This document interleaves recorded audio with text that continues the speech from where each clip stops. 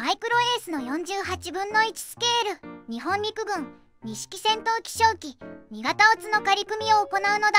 大滝の金型を引き継いだマイクロエースの48分の1スケール対戦機シリーズですね。そうそう、今回は日本機ということで機体全体にリベットが打たれた、いかにも旧キットらしいモールド表現となっているのだ。大滝からはいつ頃発売されたキットなんですか？初出は1974年みたいだね。その後1986年頃にアリーへ金型が移って、現在はマイクロエースから販売が続いている、かなり息の長い古参キットなのだ。以前レビューした4式戦闘機はやては金型の劣化なのか、透明部品の状態がかなり厳しかった印象でしたけど、正気は大丈夫そうですか？今回レビューしているのはアリー時代のキットなんだけど、正直に言うとこちらも結構ひどい状態なのだ。やっぱりという感じですね。主翼などを見ると押しピン跡が原因と思われるあれが全体的に出ていて、表面状態はあまり良いとは言えないのだ。透明パーツの形状自体は問題ないんだけど、透明度はすりガラス状態といった感じなのだ。透明パーツ以外であれば修正すればなんとかなりそうですか？盛り上がっている部分を削り込んでリベットを打ち直したりモールドを彫り直したりすればなんとか形にはなりそうという印象なのだ。となると中古で大滝版を入手できれば表面状態はもう少しマシかもしれませんね。多分そうだと思うのだ。ただその場合はデカールの状態が心配になるけどね。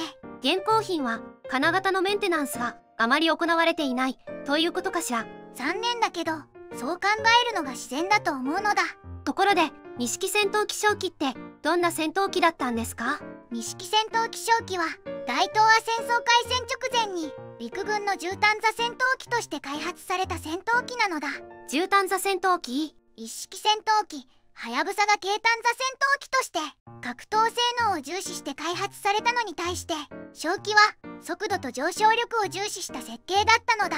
同じ時期に総発の錦複座戦闘機トリューも開発されていますよね。そうそう、はやぶさが軽炭座戦闘機、トリューが総発万能戦闘機、そして将機が絨毯座戦闘機という住み分けだったわけなのだ。海軍風に言うと局地戦闘機的な立ち位置ですね。まさにそんな感じなのだ。拠点防空や迎撃を主目的とした戦闘機だったわけなのだ。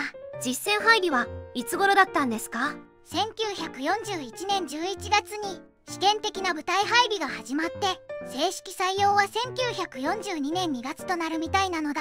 後期2602年採用で錦戦闘機というわけですね。そういうことなのだ。戦争初期には中国戦線やビルマ、フィリピン方面で運用され、さらにスマトラ島パレンバンの防空戦にも投入されたのだ。評価はどうだったんでしょう？日本陸軍戦闘機の中ではトップクラスの上昇力を誇っていて、迎撃任務には非常に向いていたと言われているのだ。また一式戦闘機よりも重武装だったので爆撃機迎撃にも有効だったみたいだね。でも何かしら欠点もあったんですよね。そうなのだ。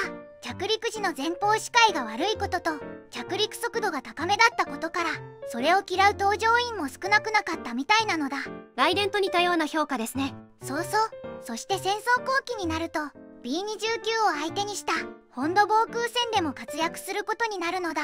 ところで錦戦闘機将機に関してこのチャンネルでは以前にも取り上げていましたよね。そうなのだ。長谷川の72分の1スケールを紹介していて、今回が2回目の登場となるのだ。48分の1スケールでも長谷川からも出ていましたよね。長谷川からは1995年に発売されたのが最初だったかな。その後型式違いやマーキング違いでバリエーション展開が行われたのだ。となるとやっぱり後発の長谷川の方が出来は良さそうですね。それは間違いないのだ。ただこのマイクロエース版もプロポーション自体はよく、意外と評価が高いキットだったりするのだ。その分金型のあれや透明パーツの状態が惜しいポイントになるんだけどね。そのあたりも含めて今回は見ていくというわけですね。そういうことなのだ。まずはパッケージ内容を確認するのだ。お願いします。パッケージイラストは B29 を迎撃する錦戦闘機将機なのだ。マーキングからすると柏に展開していた飛行第70戦隊の吉田隊域ね。ちなみに飛行第70戦隊は終水に起死回編予定だったみたいだね。柏周辺の戦績として終水の燃料貯蔵コアトが今でも残ってますね。では中身を開けていくのだ。薄いグリーンのランナーが3枚、透明パーツが1枚、デカールが1枚、組み立て説明書、塗装図が入っているのだ。マーキングは3種類あるのだ。飛行第70戦隊第3中隊で吉田大一、飛行第70戦隊第3中隊で小川純一、飛行第85戦隊第2中隊で若松大一となる。なるほど、どれも魅力的ですね。部品点数は全部で61点なのだ。48分の1スケールとしては部品数は普通ですね。ではマイクロエースの48分の1スケール、二式戦闘機正気2型オツの仮組みを始めるのだ。最初に操縦席なのだ。ふむふむ。操縦席は全部で5パーツ。操縦席床に座席、ケーキパネル、操縦桿となる。このシリーズのいつもの構成ね。そうなのだ。パイロットはついてますね。毎度登場していただけるこの人がついてます。次はプロペラね。プロペラは全部で2パーツ構成。一体成形の3枚プロペラにスピナーをかぶせる。簡単な作りですね。そうなのだ。次はエンジンかしら。エンジンは全部で4パーツ構成となるのだ。見えない奥の部分まで再現されているのだ。最後はカウリングかしら。カウリングは全部で3パーツ構成となるのだ。左右のカウルフラップが別パーツとなっている。出来上がりはこんな感じね。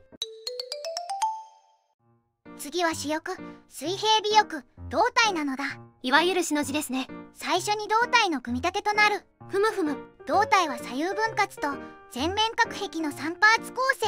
操縦席を挟んで接着するのだ。胴体のモールドはどうでしょうか。オモールドオーリベットとなる。薄めながらくっきりとしたモールドなのだ。心配していたモールドのあれはどうですか。胴体は大丈夫かな。引けが少しあるくらいかな。主翼はどうでしょうか。主翼は全部で3パーツ構成。主翼下パーツに左右主翼上パーツを貼り合わせる。主翼のモールドはどうでしょうか。こちらもオモールドオーリベットとなる。胴体同様にくっきりとしたモールドなんだけど目立つあれが3箇所あるのだ。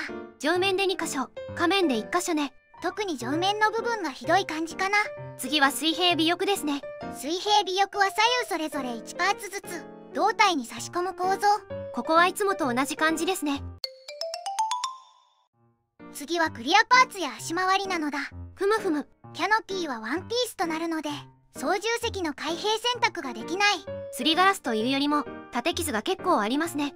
アリー版でこの状態だからね。マイクロエース版だとどうなっているのかな。次は足回りですね。まずは左右飛脚。飛脚は左右それぞれで6パーツ構成。タイヤと試着、ホイール、カバーの構成ね。その他にも胴体に接着するカバーもあるのだ。次は尾輪ね。尾輪は1パーツ構成となる。こちらも胴体につけるカバーもあるのだ。引き込み脚ってことね。最後は細かいパーツとなるのだ。まずはエアインテークからね。機種の下にエアインテークを取り付ける。左右の主翼に機銃も取り付けるのね。左主翼には気筒管もつけるのだ。操縦席前方にアンテナを取り付けて照準器も取り付けるのだ。左右胴体下には増装もつけるのね。増装の吊るす構造が結構細かい作りで組み立てが難しいのだ。では終わりに総評なのだ。今回はマイクロエースの48分の1スケール日本陸軍二式戦闘機正気2型オツを仮組みしてみたのだ。仮組みしてみた感想はどうでした？まずこのシリーズにしては部品点数が61点とやや多めではあるけれど構成自体はとてもシンプルで仮組みは全体的にスムーズに進んだのだ。ただし曹操の吊るし構造だけは少し考えながら作る必要があるかなという印象なのだ。パーツの合いはどうだった？主翼と胴体の接合部にわずかに隙間が出やすい箇所はあるけれど全体としての合いは良好なのだ。大きな修正が必要なほどではなく軽くパテを使えば問題なく処理できそうなレベルなのだ。ディテールの印象はどうでしたか？好みは分かれると思うけれど機体前面に入ったオーリレットがこのキットの大きな特徴になっているのだ。その一方で金型のあれが目立つ部分があるのはやはり非常に残念に感じたのだ。